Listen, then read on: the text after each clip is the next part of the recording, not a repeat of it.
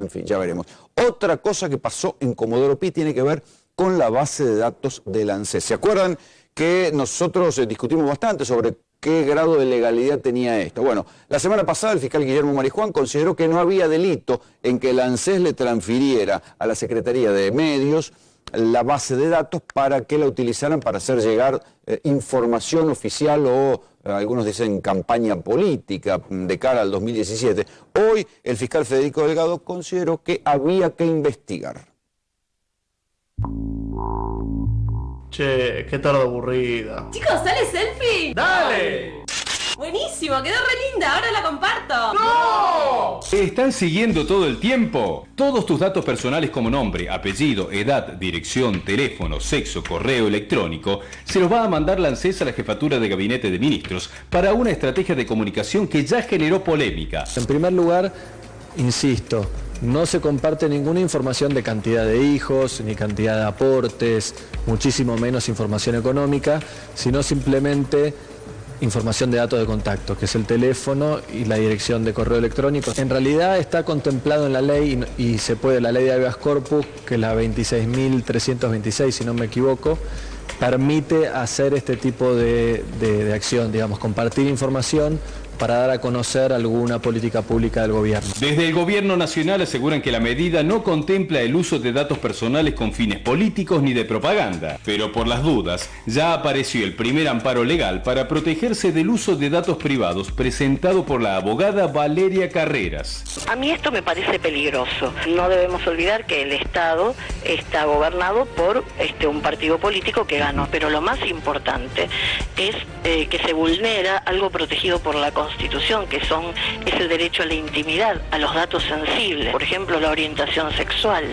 La orientación sexual se puede determinar a través del ANSES con el estado civil, con una declaración de concubinato. Es como si yo dijera que estamos en manos de un gran hermano. Ya sé, sos un tipo piola y tenés Twitter, Facebook, Instagram, Snapchat, Tinder, Badoo. Pero ojo con lo que publicás, porque en una de esas te aparece un like de algún ministro nacional.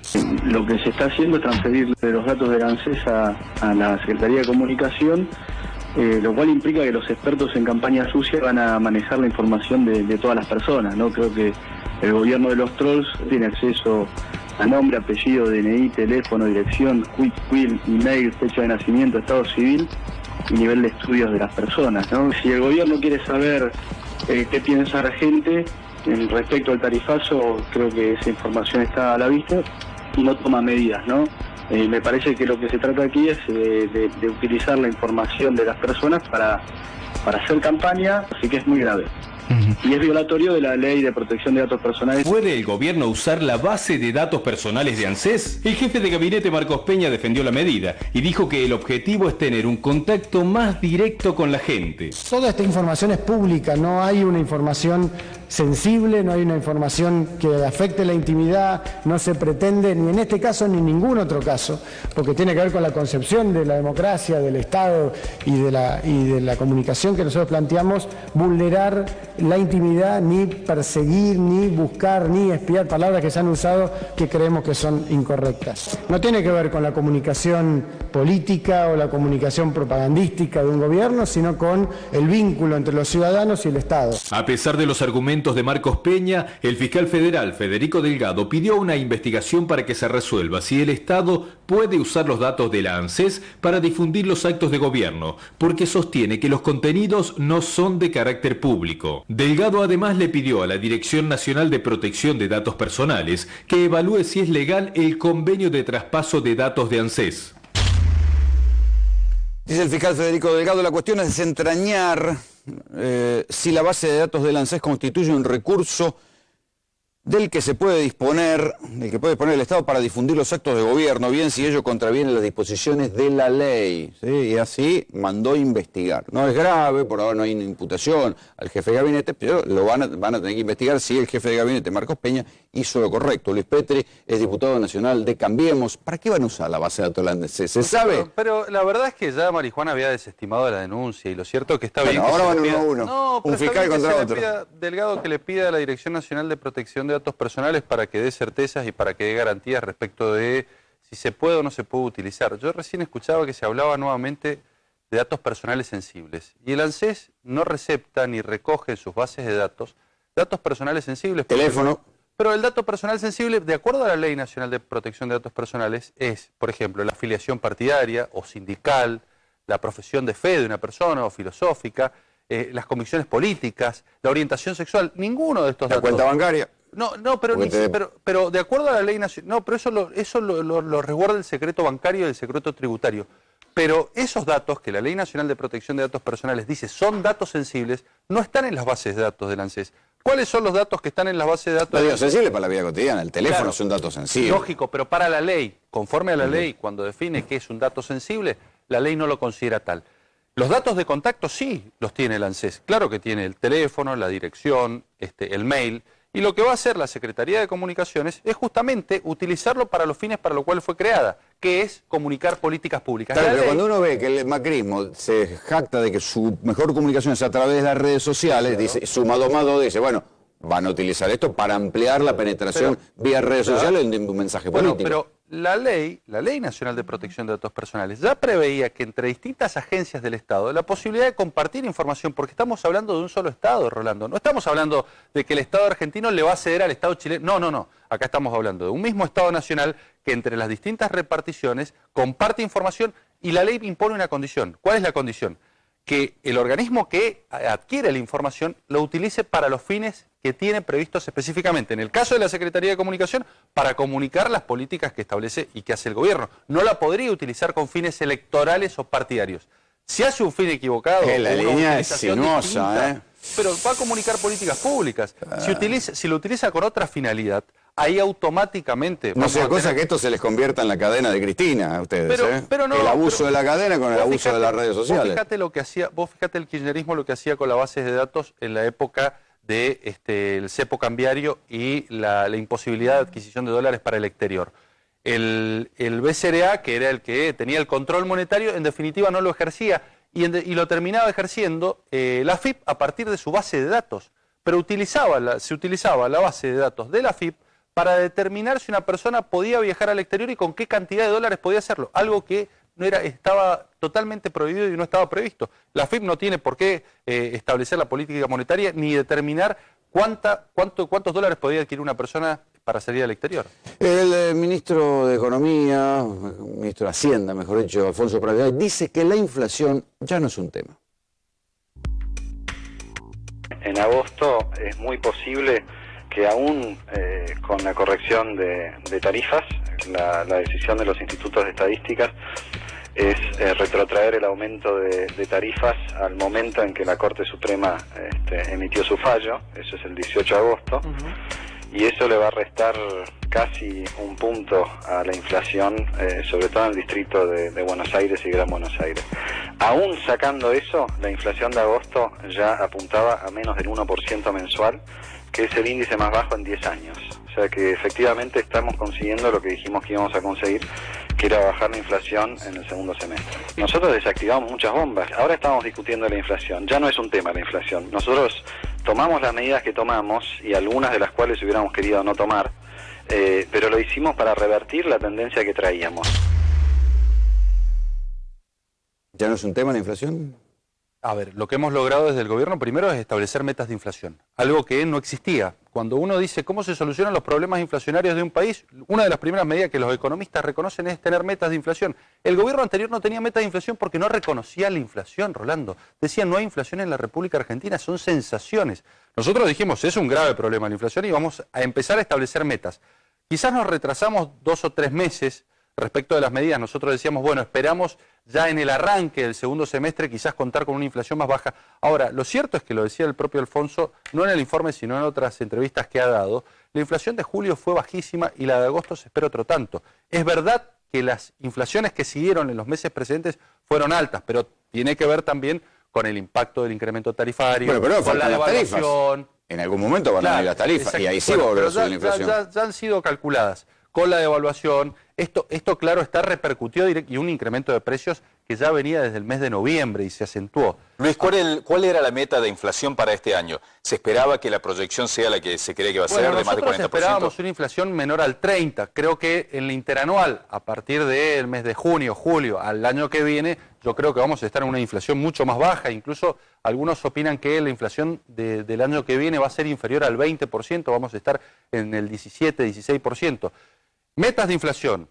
Sanear el INDEC era fundamental. Digo, algo que nosotros veníamos reclamando, el INDEC estaba intervenido, no publicaba estadísticas de pobreza, no publicaba estadísticas de desocupación o las dibujaba, que era lo más grave, no publicaba estadísticas de inseguridad. Digo, hemos logrado sanear el INDEC, tenemos un estatuto que es un instituto que es confiable, que incluso publica índices de inflación superiores a los de las consultoras privadas para dar cuenta de la confiabilidad. Sí, eso ganaron confianza. Claro, de la transparencia que tiene, porque nosotros ahora, podríamos... ¿Y el déficit? Sí.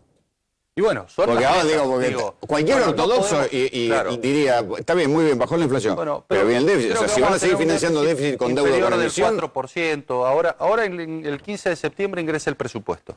Ahí vamos a ver cuál es el déficit proyectado para... Hasta los economistas ortodoxos dicen que tienen un agujero en las cuentas. Bueno, quizás, a ver... el déficit del año pasado fue del 7%, nosotros esperamos que incluso pueda llegar a ser la mitad, del 4,5%. Estamos intentando solucionar el problema del déficit. La verdad que no vamos a poder solucionar todos los problemas estructurales de la Argentina, inflación, falta de competitividad, déficit, en 8 meses. Lo cierto es que se requieren que gradualicemos las políticas. Esto que muchos hemos escuchado hablar tanto respecto de las implicancias de los cuadros tarifarios. Y bueno, las políticas económicas también se tienen que gradualizar para que justamente no afecten el bolsillo, fundamentalmente de los sectores más vulnerables. Les voy a mostrar una mapa acá donde, esta sí que va a ser la gran batalla del conurbano. La Matanza es un distrito que junta más gente, vive más gente en La Matanza que en toda la Patagonia. Es un distrito que tiene más gente que varias provincias, vota más gente en La Matanza que en varias provincias. Hoy se presentó un proyecto que, si bien es de un diputado del GEN, va a hacer carrera, atención, de dividir La Matanza en 4 municipios, ¿sí?